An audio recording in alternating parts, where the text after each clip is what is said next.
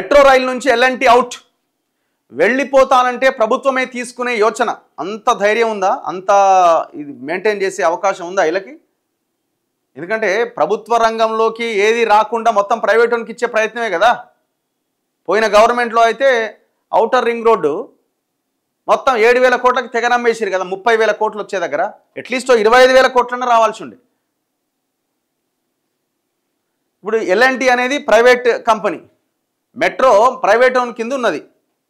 ఆ నిర్మాణము అంతా వాడే చేసిండు, వాని చేతిలో నడుస్తున్నది. ఇప్పుడు రాష్ట్ర ప్రభుత్వం ఒక 6,000 వాడేమంటుండు, మేము లాస్లో ఉన్నాం. ఏం చేయాలి గవర్నమెంట్ అంటే 60 రూపాయలు ఉన్న టికెట్ 120 చేస్తే అమ్మయ్య అని వాడు నడిపిస్తాడు. మళ్ళీ 2 నెలల తర్వాత మళ్ళీ బ్లాక్మెయిల్ స్టార్ట్.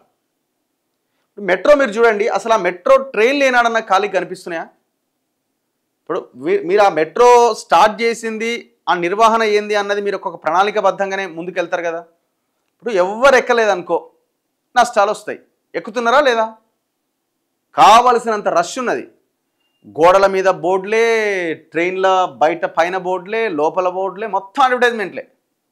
మరి ఎక్కడ నష్టం వస్తున్నది? ఇంకా దేనివల్ల నష్టం వస్తున్నది? మొన్నదాకా మెట్రో ఎండీగా ఉన్న ఎన్వీఎస్ రెడ్డిని ఉడబిక్కి నేను రాష్ట్ర ప్రభుత్వ సలహాదారుగా పెట్టుకున్నాను. మరి ఆయన ఏం చేసిండు? వాడ ఇప్పుడు వెళ్ళిపోతానంటే ప్రభుత్వమే తీసుకునే అవకాశం ఉందట. ఒక 6,000 కోట్లు వాని మొహాన పడేస్తే గవర్నమెంట్కి వస్తుందట. ప్రభుత్వాలు ఉన్న ప్రభుత్వ రంగ సంస్థలనే నిర్వీర్యం చేస్తున్నాయి, ప్రైవేటునికి అమ్ముతున్నాయి. మరి ఈ ప్రయత్నం జరుగుతుందా? 6,000 కోట్లు ఇస్తే గుడ్ బై చెబుతామంటూ ఎల్ఎన్టీ లేఖ.